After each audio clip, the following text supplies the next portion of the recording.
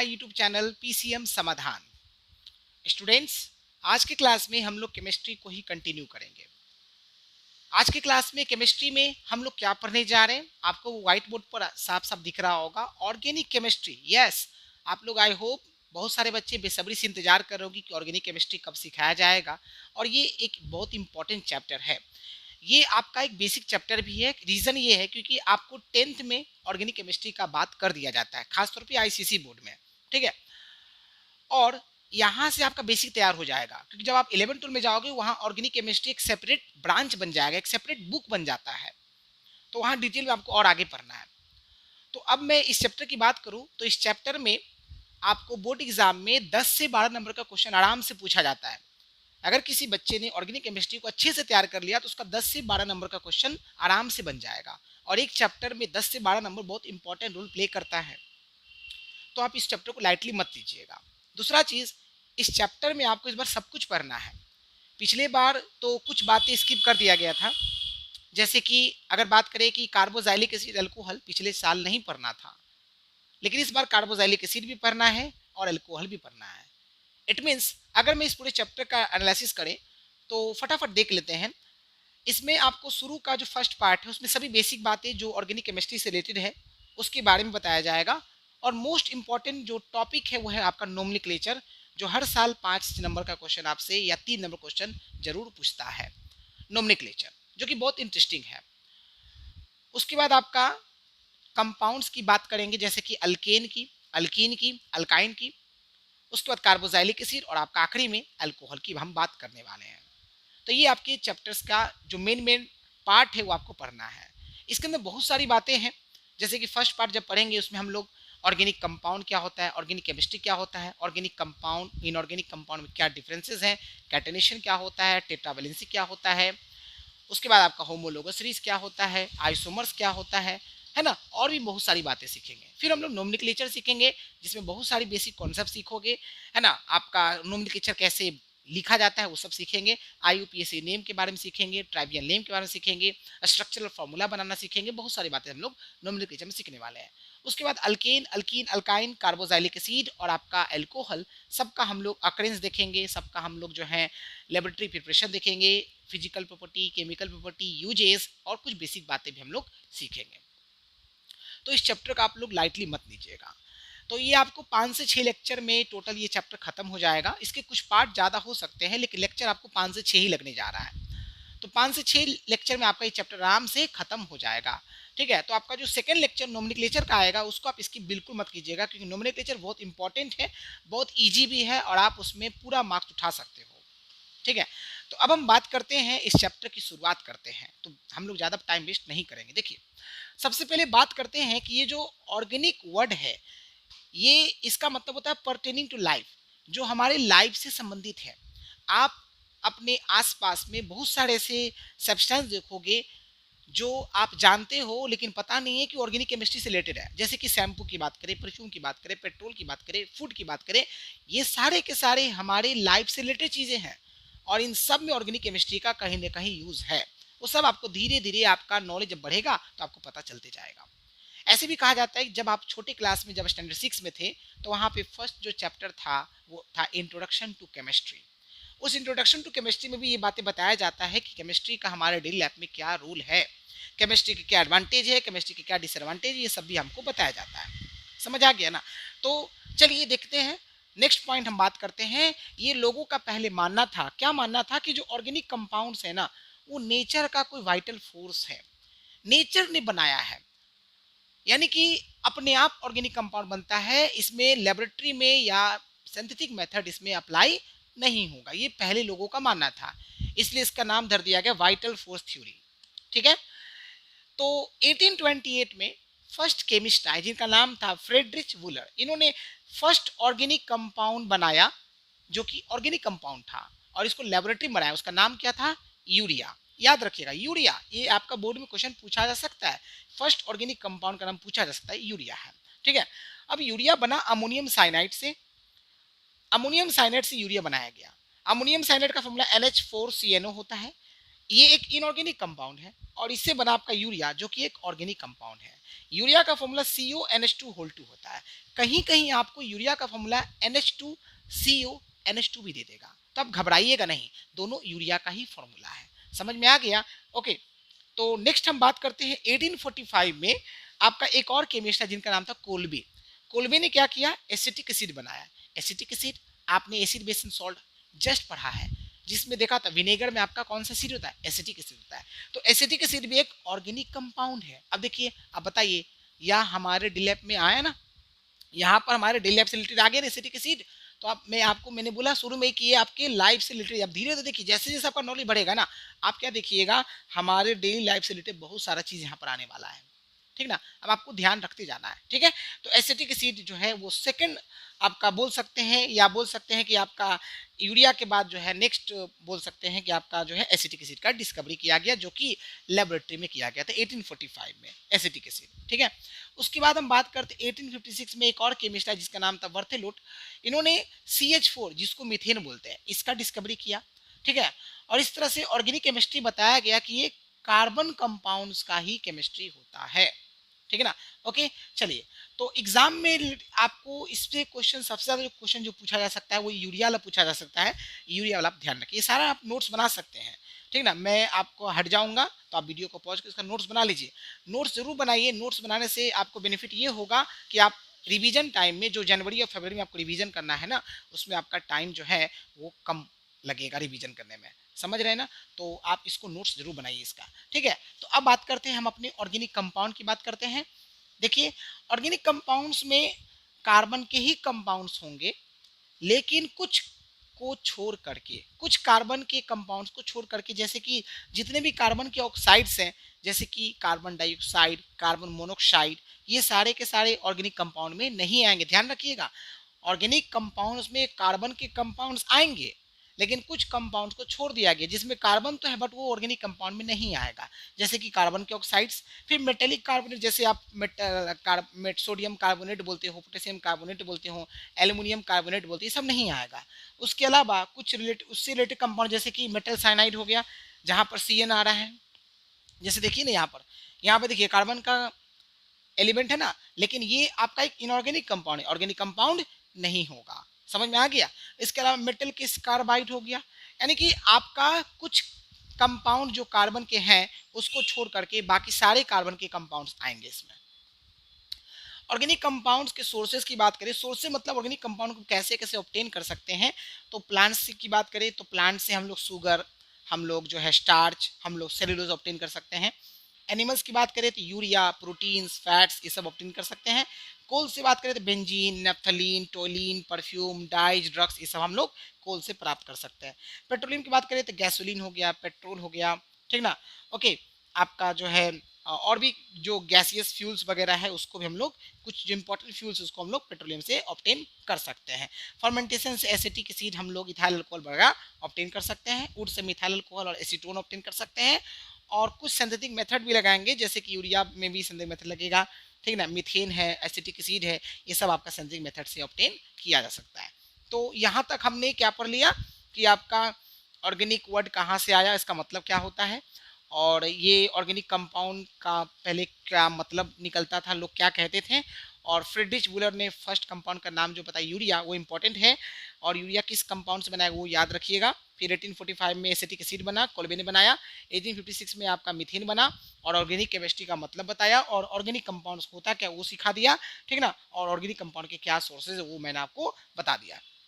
जैसे आप यहाँ पे भी देख सकते हैं, शुगर आएगा, आपका जो है बेंजीन आपने नाम सुना होगा, नेफ्थलीन आपने नाम सुना है, पेट्रोल नाम सुना है ना? आपने इथाइल अल्कोहल जिसको इथेनॉल बोलते हैं, है ना? उसी तरह से आपके मिथेन गैस हो गए, ये सब हमारे डेली लाइफ से रिलेटेड ही हैं। ठीक ना? इसीलिए मैंने शुरू में बोल दिया कि जो ऑर्गेनिक वर्ड है इसका मतलब होता है परटेनिंग टू लाइफ। ठीक है ना? तो यहाँ तक हम लोगों ने समझ लिया अच्छे से। चलिए इसको फटाफट नोट कर लीजिए। ओके स्टूडेंट्स, सो अब हम लोग ऑर्गेनिक कंपाउंड और इनऑर्गेनिक कंपाउंड में क्या डिफरेंसेस हैं उसको हम लोग कंपेयर करेंगे। ठीक ना। तो सबसे पहले आप देख सकते हैं मैंने एक तरफ ऑर्गेनिक कंपाउंड का सारा बात लिखा है और एक तरफ इनऑर्गेनिक कंपाउंड की सभी बातें लिखी है, ठीक ना। उसी तरह से आपका ऑर्गेनिक कंपाउंड की यहाँ बातें लिखा हुआ और इनऑर्गेनिक कंपाउंड का बात, टोटल आपको 10 पॉइंट्स है।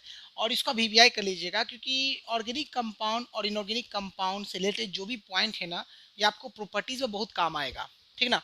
ओके, जब आप कंपाउंड का प्रॉपर्टीज पढ़ोगे, फिजिकल प्रॉपर्टीज, केमिकल प्रॉपर्टीज, वहां पर फिजिकल प्रॉपर्टी में सबसे ज्यादा काम आएगा और इससे भी क्वेश्चन आपके बन सकते हैं, है ना। तो चलिए समझते हैं और इसको बीबीआई कर लीजिएगा, मोस्ट इंपॉर्टेंट आपका बोर्ड एग्जाम के लिए है ये पार्ट, ठीक है। तो देखिए सबसे पहले ऑर्गेनिक कंपाउंड की बात करें तो ऑर्गेनिक कंपाउंड में जो कार्बन है इजेंशियल एलिमेंट है, यानी जितने भी ऑर्गेनिक कंपाउंड होगा सब में कार्बन होगा ही होगा, क्योंकि मैंने ऑर्गेनिक कंपाउंड का जिक्र किया था। ऑर्गेनिक कंपाउंड में क्या होता है, कार्बन के कंपाउंड्स होते हैं, तो कार्बन का होना एकदम जरूरी है किसमें, ऑर्गेनिक कंपाउंड में।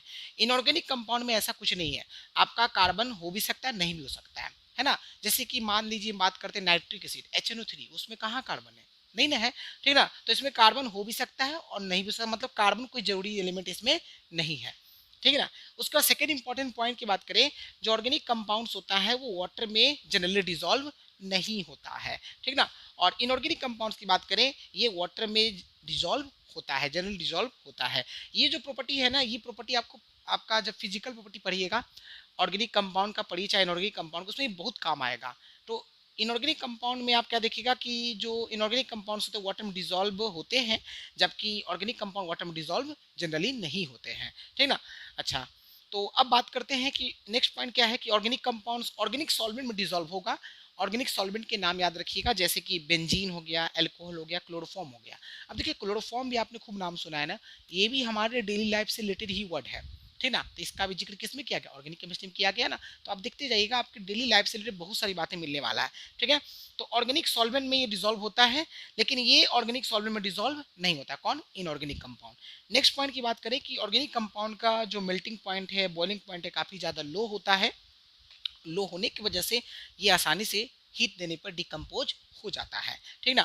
इनऑर्गेनिक कंपाउंड की बात करें तो इसका मेल्टिंग पॉइंट, बॉइलिंग पॉइंट काफी ज्यादा हाई होता है और ये जनरली जो है वो हीट देने पर डिकम्पोज नहीं होता है, यानी आपका ब्रेक डाउन नहीं होगा, ठीक है ना। अच्छा, उसके बाद हम बात करते हैं ऑर्गेनिक कंपाउंड्स आपके इनफ्लेमेबल होते हैं। इनफ्लेमेबल मतलब इसमें आसानी से आग लग जाता है, जैसे कि मीथेन गैस की बात करें, पेट्रोल की बात करें, है ना, ये इसमें तुरंत आग पकड़ जाता है। उसका इनऑर्गेनिक कंपाउंड की बात करें, ये आपका आसानी से इसमें आग नहीं लगता, ये जल्दी बर्न नहीं होता है, ठीक है ना। अच्छा, ऑर्गेनिक कंपाउंड में अगर बॉन्ड की बात करें तो इसमें कोवलेंट बॉन्ड बनता है, और इनऑर्गेनिक कंपाउंड में बॉन्ड की बात करें तो यहाँ पर बनेगा आयनिक बॉन्ड। अधिकतर जो इनऑर्गेनिक कंपाउंड होगा कैसा बनाएगा बॉन्ड, आयनिक बॉन्ड बनाएगा। इसको तो ध्यान रखिएगा, आपका जब मैं केमिस्ट्री का चैप्टर 2 पढ़ाऊंगा केमिकल बॉन्डिंग, उसमें आपको मैं covalent bond, ionic bond detail में बताऊंगा। आयनिक बॉन्ड को ही इलेक्ट्रोवैलेंट बॉन्ड भी कहा जाता है, ठीक ना। वो सब हमको डिटेल में पढ़ना आगे, ठीक है। अच्छा, तो याद रखिएगा आपका ऑर्गेनिक कंपाउंड में कहीं भी जिक्र आयनिक बॉन्ड का नहीं किया जाएगा, आपको सिर्फ और सिर्फ कोवलेंट बॉन्ड का किया जाएगा। तो एक क्वेश्चन बन सकता है कि आपका ऑर्गेनिक कंपाउंड में कौन सा बॉन्ड बनता है, तो कोवलेंट बॉन्ड बनता है। ऑर्गेनिक कंपाउंड आपका नॉन इलेक्ट्रोलाइट्स होते हैं और इनऑर्गेनिक कंपाउंड आपके केवल वही इनऑर्गेनिक कंपाउंड गुड इलेक्ट्रोलाइट्स होंगे जो आयनिक बॉन्ड जिसमें होगा, ये याद रखिएगा। और जब हम लोग इलेक्ट्रोलाइसिस चैप्टर पढ़ेंगे जो कि चैप्टर नंबर 6 है, उसमें हम लोग इलेक्ट्रोलाइट और नॉन इलेक्ट्रोलाइट के बारे में डिटेल में पढ़ेंगे, ठीक है। और उसके बाद हम बात करते हैं ऑर्गेनिक कंपाउंड की। ऑर्गेनिक कंपाउंड में आइसोमेरिज्म फेनोमेनन जो है ये शो करता है ऑर्गेनिक कंपाउंड, जबकि इनऑर्गेनिक कंपाउंड आपका आइसोमेरिज्म फेनोमेनन को शो नहीं करता है। और ये जो आइसोमेरिज्म टर्म है ये हमें इसी चैप्टर में पढ़ना है, ठीक ना। तो हम लोग थोड़ा सा धैर्य रख के इसको बाद में समझेंगे। उसके बाद हम बात करते हैं कि जितने भी ऑर्गेनिक कंपाउंड होगा उसका स्पेसिफिक कलर होगा और ओडोर होगा। कलर मतलब कोई ना कोई कलर होगा, रंग होगा, और ओडोर कोई ना कोई स्मेल जरूर होगा इसमें। लेकिन इनऑर्गेनिक कंपाउंड की बात करते हैं तो इसमें आप क्या देखते हो, जनरली ये अधिकतर जो है कलरलेस और ओडोरलेस होते हैं, ठीक ना। अच्छा, उसके बाद इसमें जो मॉलिक्यूलर रिएक्शंस होगा ये स्लो होता है, जबकि इनऑर्गेनिक कंपाउंड का आयनिक रिएक्शन काफ़ी ज़्यादा फास्ट होता है और कोवलेंट रिएक्शन काफ़ी ज़्यादा स्लो होता है। अब देखिए यहाँ पर कुछ जो बातें हैं आपको अच्छे से याद रखना है, आप चाहे तो टिक कर सकते हैं। ये जो फर्स्ट नंबर पॉइंट है बहुत इंपॉर्टेंट है, कार्बन वाला, ठीक ना। सेकंड पॉइंट आपका वाटर में कौन डिजोल्व होगा कौन नहीं होगा ये याद रखिएगा। ऑर्गेनिक सॉल्वेंट में कौन डिजोल्व होगा कौन नहीं डिजोल्व होगा ये याद रखना है, ठीक ना। उसके बाद आपका किसका मेल्टिंग पॉइंट हाई है किसका लो है ये भी आपको ध्यान रखना है। इन्फ्लेमेबल कौन सा है और आपका इनफ्लेमेबल, कौन सा नहीं है, ये भी ध्यान रखना है। ठीक है, कोवलेंट बॉन्ड किस में बनेगा, आयनिक बॉन्ड किस में बनेगा, ये सब बातें अक्सर देखा जाए तो आपको कुछ चीज़ में छाट नहीं सकते, सब के सब इंपॉर्टेंट, कौन नॉन इलेक्ट्रोलाइट होगा, कौन आपका गुड इलेक्ट्रोलाइट होगा, आइसोमरिज्म कौन शो करेगा, कौन शो नहीं करेगा, किस में कलर होगा, किस में कलर नहीं होगा, ये सब बातें आपको ध्यान रखना है। ठीक ना, ओके। चलिए, तो ये जो पार्ट था मैंने आपको बता दिया कि ऑर्गेनिक कंपाउंड और इनऑर्गेनिक कंपाउंड में क्या डिफरेंसेस हैं। सभी डिफरेंसेस को मैंने शॉर्ट में एकदम सिंपल लैंग्वेज में लिखाया है, तो आप इसको फटाफट अच्छे से नोट कर लीजिए। ओके स्टूडेंट्स, सो हम लोग आगे बढ़ते हैं। अब हम बात करेंगे एप्लीकेशंस ऑफ ऑर्गेनिक कंपाउंड, यानी कि ऑर्गेनिक कंपाउंड का हमारे डेली लाइफ में कहाँ कहाँ देखने को मिलता है, यूजेस कहाँ कहाँ है। देखिए, ये जितना भी मैंने यहाँ पर नाम लिखा है ना, सब के सब आप जानते हो, जैसे कि सोप्स में, shampoos, powders, perfumes, clothes, food, vitamin हो गया, कार्बोहाइड्रेट्स हो गया, प्रोटीन्स हो गया, सब आपका एप्लीकेशन ही ऑर्गेनिक कंपाउंड का। पेट्रोल, डीजल, मेडिसिन हो गया, एक्सप्लोसिव बम धमाके जो भी हैं, डाइज हो गया, इंसेक्टिसाइड्स हो गया, इन सब में आपका ऑर्गेनिक केमिस्ट्री का यूज है। अब आपको समझ में आ गया। यहाँ पे मैंने जो शुरू में जो लिखा था, the word organic means pertaining to life, यानी हमारे लाइफ से रिलेटेड ही है। अब बताइए, ये हमारे डेली लाइफ में यूज होता है क्या? बिल्कुल होता है। आप soap, shampoo, powder, perfumes, clothes, food, petrol, diesel, medicine, explosive, dyes, insecticides और भी बहुत सारे हैं, उन सब का यूजेस हम लोग जो है वो किस में करते हैं, आपका डेली लाइफ में यूज करते हैं, और इन सब में आपका ऑर्गेनिक केमिस्ट्री का कहीं ना कहीं यूज जरूर है। समझ में आ गया? चलिए, अब हम बात करते हैं कि कार्बन एटम का यूनिक नेचर की। कि ये देखिए, हम लोग बात करने जा रहे हैं ऑर्गेनिक केमिस्ट्री की, ऑर्गेनिक केमिस्ट्री में ऑर्गेनिक कंपाउंड की, और ऑर्गेनिक कंपाउंड में आपने कार्बन का जिक्र किया है कि कार्बन का रहना जरूरी है। तो कार्बन का यहाँ पर दो यूनिक प्रॉपर्टी है, उन दोनों यूनिक प्रॉपर्टी को आप अच्छे समझ लीजिए, जो आगे बहुत काम आएगा। और इन दोनों प्रॉपर्टी में से कोई एक प्रॉपर्टी आपको कभी कभार जो है वो डेफिनेशन के तौर पे पूछ देता है। फर्स्ट प्रॉपर्टी आपका टेट्रावेलेंसी और सेकंड प्रॉपर्टी आपका है कैटेनेशन। तो इन दोनों को आप अच्छे समझ लीजिए, और इन दोनों में से कोई एक क्वेश्चन चांसेस है कि आपको डेफिनेशन के तौर पे पूछा जा सकता है। समझ में आ गया? तो देखिए, सबसे पहले टेट्रावेलेंसी की बात करते हैं। आप देख सकते हैं टेट्रावेलेंसी, टेट्रा का मतलब ही होता है चार, यानी कि हम बात कर डेफिनेशन पे आने से पहले इसके वर्ड में ही आपको बहुत कुछ छिपा हुआ है। यानी कार्बन एटम की बात होगा, और कार्बन एटम के बारे में हम बहुत पहले भी पढ़ चुके हैं कि कार्बन की आउटर मोस्ट शेल में 4 वैलेंस इलेक्ट्रॉन होता है। इसका मतलब 4 इलेक्ट्रॉन की बात होने जा रही है। तो अब देखिए, सबसे पहले अगर डेफिनेशन लिखने के लिए आएगा तो समझ लीजिए क्या होता है। कार्बन एटम का वह कैरेक्टरिस्टिक्स जिसके द्वारा कार्बन जो है वो 4 कोवलेंट बॉन्ड बनाता है।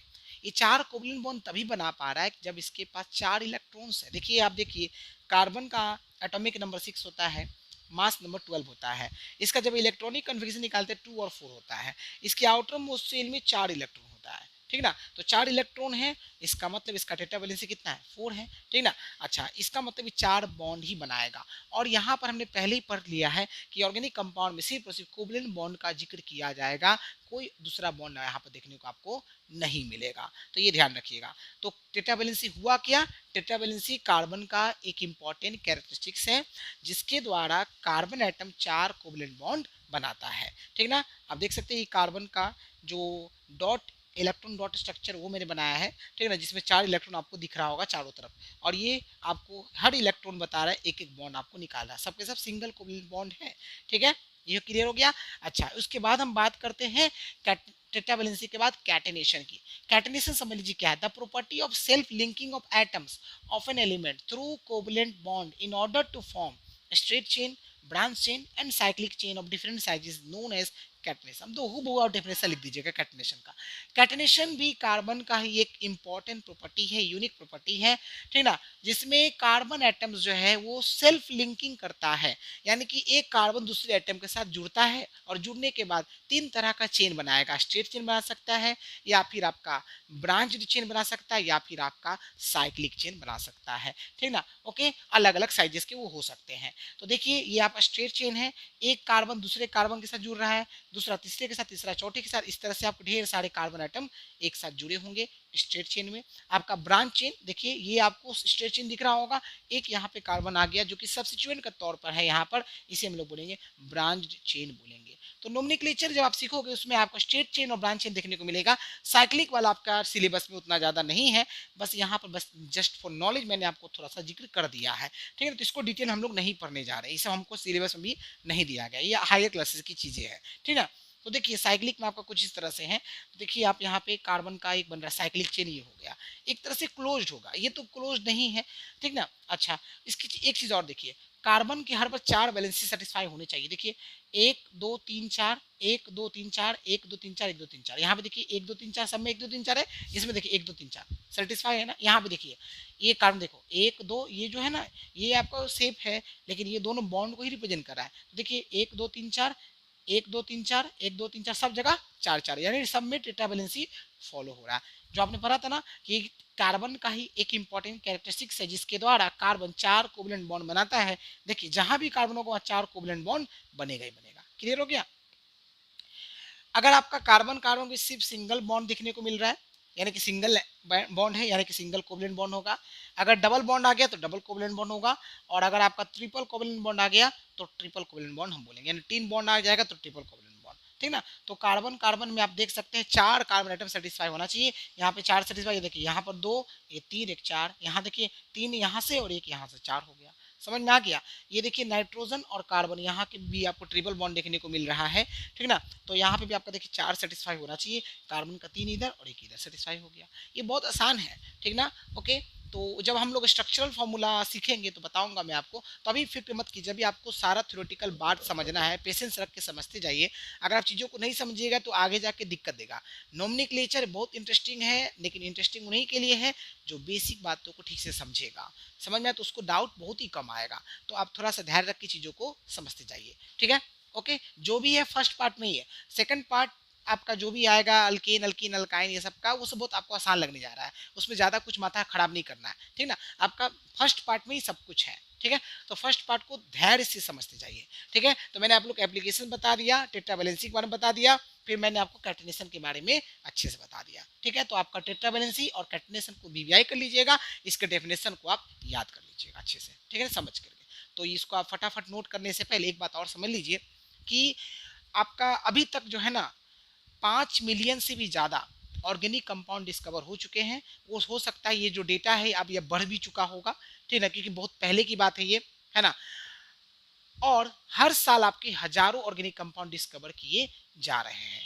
तो इसीलिए क्या किया गया, ऑर्गेनिक केमिस्ट्री को एक सेपरेट ब्रांच बना दिया गया। तभी आप जब बड़े क्लास में जाते हो तो वहाँ पर केमिस्ट्री आपको 3 अलग अलग ब्रांच में बढ़ जाता है। आप देखते हो कि ऑर्गेनिक केमिस्ट्री अलग हो जाता है, इनऑर्गेनिक केमिस्ट्री अलग हो जाता है, और फिजिकल केमिस्ट्री आपका अलग हो जाता है।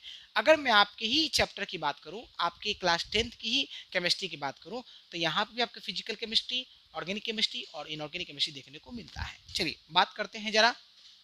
देखिए आपका जो फिजिकल केमिस्ट्री है उसमें चैप्टर नंबर 1 से लेकर के चैप्टर नंबर 6 तक सारा के सारा फिजिकल केमिस्ट्री भी, आई थिंक चैप्टर नंबर 6 7 भी है, ठीक है ना। उसके बाद आपका चैप्टर नंबर 8 से लेकर के चैप्टर नंबर आपका जो 11 है, यहाँ तक आपका इनऑर्गेनिक केमिस्ट्री है, और उसके बाद जो आखिरी चैप्टर चैप्टर नंबर 12 है वो आपका ऑर्गेनिक केमिस्ट्री है। समझ में आ गया। ओके, तो आप इसको नोट कर लीजिए। ओके स्टूडेंट्स, सो यहाँ पर हम लोग ऑर्गेनिक केमिस्ट्री का एक और डेफिनेशन देखेंगे।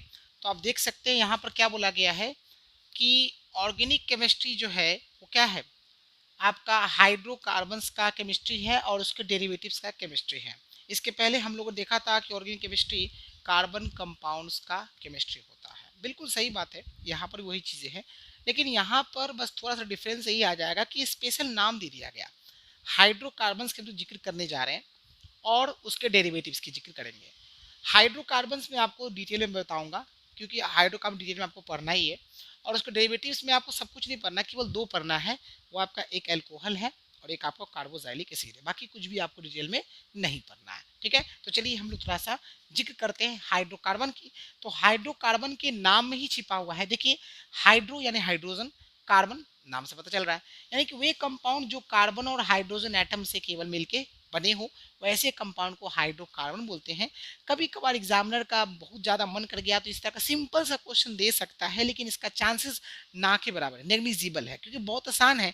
और ये एक ऐसा डेफिनेशन है जिसको आप ना भी पढ़ के जाओ तो भी आप आराम से लिख सकते हो, ठीक ना। ओके चलिए अब हाइड्रोकार्बन्स की क्लासिफिकेशन की बात करें, तो मैंने ट्री चार्ट बनाया है। तो हाइड्रोकार्बन्स को दो पार्ट में क्लासिफाई किया गया, एलिफेटिक और ओपन चेन कंपाउंड, दूसरा साइक्लिक और क्लोज चेन कंपाउंड। याद रखिएगा, open chain compound, close chain compound. Open यानी कि एलिफेटिक है और साइक्लिक यानी कि क्लोज्ड है। ठीक है, ध्यान रखिएगा। जो ओपन चेन कंपाउंड है और जो आपका एलिफेटिक चेन कंपाउंड है, ठीक ना, इसमें आपका दो क्लासिफिकेशन और किया गया, सैचुरेटेड और अनसैचुरेटेड। सैचुरेटेड के अंदर केवल अल्केन का जिक्र करना है, और अल्केन को पैराफिन्स के नाम से भी जानते हैं। अल्केन का जनरल फॉर्मूला CnH2n प्लस का 2 होता है।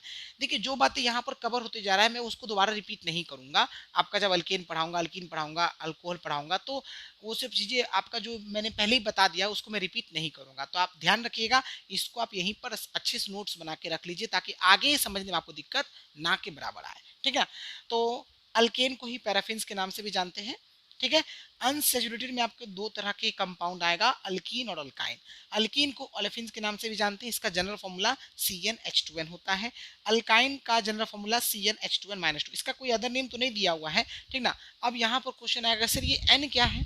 ये N आपका नेचुरल नंबर है। ठीक ना, N का वैल्यू जब आप 1 रखोगे तो यहाँ पर देखिए N का वैल्यू 1 रखिए तो C1, यहाँ पे 1 रखिए तो यहाँ पर 2 इंटू 1 2 हो जाएगा, प्लस का 2 मतलब क्या बनेगा, CH4 बनेगा। ठीक ना, समझ गए ना? अच्छी तरह ध्यान रखना है। उसके बाद हम बात करते हैं टाइप्स ऑफ ऑर्गेनिक कंपाउंड की। तो ऑर्गेनिक कंपाउंड के जब हम टाइप्स की बात करते हैं तो यहाँ पर आपको सबसे पहले हाइड्रोकार्बन का ही जिक्र डिटेल में करना है। जैसे कि हाइड्रोकार्बन में अल्केन है, तो ये जो पार्ट है इसको थोड़ा ध्यान रखिएगा, नोमेनक्लेचर में बहुत काम आएगा। यहाँ पर उसका सफिक्स वगैरह दिया हुआ है और कुछ एग्जाम्पल भी मैंने दिया जो कि आपको नोमेनक्लेचर में बहुत ज़्यादा ये काम आने वाला है, और ये सारा कुछ नोमेनक्लेचर में आपको आएगा। ठीक ना, तो देखिए हाइड्रोकार्बन के 3 है, अल्केन, अल्कीन, अल्काइन। अल्केन में सिंगल बॉन्ड बनेगा कार्बन कार्बन के बीच में, अल्कीन में कार्बन कार्बन के बीच में डबल बॉन्ड बनेगा, और अल्काइन में कार्बन कार्बन में ट्रिपल बॉन्ड बनेगा। एग्जांपल अल्केन का इथेन हो गया, आपका अल्कीन का इथीन हो गया, और अल्काइन का इथाइन हो गया। अब आप देखिए फॉर्मूला को मैंने कैसे यूज किया। देखिए, आपका जो अल्केन है उसका जनरल फॉर्मूला CnH2n प्लस का 2 होता है। आगे मैं वर्ड रूट पढ़ाऊंगा जिसमें मेथ, एथ, प्रोप सब बताऊंगा। अभी फिलहाल मैं बता दूं, जो एथ होता है ना उसका मतलब होता है 2 कार्बन एटम होता है, तो यानी कार्बन के 2 एटम लेंगे हम लोग। ठीक ना, एन का वैल्यू 2 लेंगे, यहाँ पे 2 डालिएगा तो C2, यहाँ पे 2 डालिएगा तो आपका क्या हो जाएगा, H6 हो जाएगा, इसलिए क्या बन गया, C2H6 बन गया। डिटेल में हम लोग होमोलॉगस सीरीज में पढ़ने वाले हैं, तो चिंता आप बिल्कुल भी मत कीजिए। ठीक ना, इथीन की बात करें, इथीन का फॉर्मूला CnH2n होता है, एन की जगह 2 डालिए तो C2H4 बन जाएगा। इथाइन का CnH2n-2 होता है, यहाँ पे 2 डालिए तो C2H2 बन जाएगा। एन का वैल्यू 2 डालोगे तो 2 2 जा 4, 4 - 2 2 हो जाएगा। ठीक है, एल्कोहल का आपका जो ग्रुप होता है वो OH ग्रुप होता है। एक से एग्जाम्पल मेथनॉल हो गया। ठीक ना, मेथनॉल को मिथाइल अल्कोहल के नाम से भी जानते हैं, जिसका फॉर्मूला CH3OH होता है। उसके बाद एल्डिहाइड की बात करें तो ये आपका हो गया CHO ग्रुप हो गया। इसमें देखिए आपका इथेनल है CH3CHO, थोड़ा सा ध्यान रखिएगा, आगे आपको कंफ्यूजन हो सकता है। देखिए, जब अल्कोहल होता है तो वहां पर आपका सफिक्स ओल आएगा, मैं आपको डिटेल में बताऊंगा जब नोमेनक्लेचर सिखाऊंगा तो फंक्शनल ग्रुप बताऊंगा। अभी बस ग्रुप याद रखिए। देखिए, अल्कोहल में ओल आता है और एल्डिहाइड में अल आता है, यानी ये मिथेनॉल है, और अगर यही एल्डिहाइड होता तो मिथेनल होता। उसी तरह से ये इथेनल है, और अगर ये अल्कोहल तो इथेनॉल होता, ये ध्यान रखिएगा। तो इथेनल है, ये मिथेनॉल है। ठीक है ना, तो इथेनल का सी फॉर्मूला CH3CHO होता है। ठीक है, उसका कीटोन की बात करें तो कीटोन का ये आप देख सकते हैं ग्रुप, आपका जो पहचान है ये CO है। इसका एग्जाम्पल प्रोपेन 1 हो गया, कम से कम इसमें 3 कार्बन से शुरू होता है, तो CH3CO CH3 हो गया। ठीक है, कार्बोजाइलिक एसिड जो कि COOH ग्रुप होता है, इसका एग्जांपल एथेनोइक एसिड हो गया, जिसका फॉर्मूला CH3COOH होता है। इसी का अदर नेम एसिटिक एसिड होता है। ठीक ना, उसका ईथर की बात करें तो COC ग्रुप होता है, इसका एग्जांपल डाइमिथाइल ईथर हो गया। देखिए, दो आपके मिथाइल है ना, इसलिए डाइमिथाइल हो गया, और ईथर COC की वजह से हुआ। ये सब डिटेल हम लोग पढ़ेंगे जब हम लोग नोमेनक्लेचर की बात करेंगे। उसके बाद आप हैलाइड की बात करें तो हैलाइड में आप देख सकते हैं यहाँ पर X लिखा हुआ है। यहाँ पर X जो है कोई भी हाइड्रोजन हो सकता है, जैसे कि फ्लोरीन, क्लोरीन, ब्रोमीन और आयोडीन, इन चार में से कोई भी एक हो सकता है। उसी की वजह से हेलो के नाम पड़ेगा क्लोरोइथेन, तो क्लोरोइथेन C2H5Cl हो गया। सब कुछ पता चलेगा आपको कि C2H6 क्यों नहीं हुआ, C2H5 क्यों हुआ, अल्काइल ग्रुप है यहाँ पर। ठीक है, वो सब मैं आपको धीरे धीरे डिटेल में सब कुछ बताऊंगा। ठीक ना, ओके। तो इस तरह से हम लोगों ने ऑर्गेनिक केमिस्ट्री का एक नया डेफिनेशन भी देख लिया। उसके बाद हम लोगों ने हाइड्रोकार्बन का मतलब समझा, हाइड्रोकार्बन का क्लासिफिकेशन किया, जिसमें open chain, close chain. Open chain के अंदर सैचुरेटेड, अनसैचुरेटेड, सैचुरेटेड में अल्केन, अनसैचुरेटेड में अल्कीन, अल्काइन, ये सब हमने पढ़ा। वो साइक्लिक में आपका जो है उसमें एलाइसाइक्लिक और एरोमेटिक कंपाउंड पढ़ना है। सिलेबस में आपको मैं बता दूं तो अल्केन अल्कीन अल्काइन को डिटेल में पढ़ना है, ये सब आपको नहीं पढ़ना है, बट मैं नॉलेज के थोड़ा थोड़ा आपको बताते जाऊंगा, ठीक ना। ओके चलिए, उसके बाद हम बात करें कि आपका मेन फोकस बोर्ड एग्जाम के लिए है, और ऑर्गेनिक कंपाउंड के टाइप में ये आपका पूरा पढ़ना है। अल्कोहल पढ़ना है, एल्डिहाइड आपको डिटेल में नहीं पढ़ना है, आपको कार्बोक्सिलिक एसिड आपको डिटेल में पढ़ना है। बाकी जो है सब नोमेनक्लेचर में सिर्फ काम आएगा, तो यहाँ पर आप चाहो तो अभी से याद कर लीजिए, जब नोमेनक्लेचर में आपको हेल्प मिलेगा, है ना। और एग्जाम्पल्स आपको डिटेल में मैं समझाऊंगा ही समझाऊंगा जब नोमेनक्लेचर हम लोग करेंगे। तो इस तरह से स्टूडेंट्स हम लोगों ने क्या क्या पढ़ लिया अभी तक, है ना, क्योंकि हमें आगे और करना है, अभी बहुत सारी बातें बताना बाकी है। तो अभी तक हमने जितना पढ़ा इसको फटाफट रिकॉल कर लेते हैं। हम लोगों ने ये देखा था सबसे पहले कि कुछ बेसिक बातें कि ऑर्गेनिक वर्ड कहाँ से आया।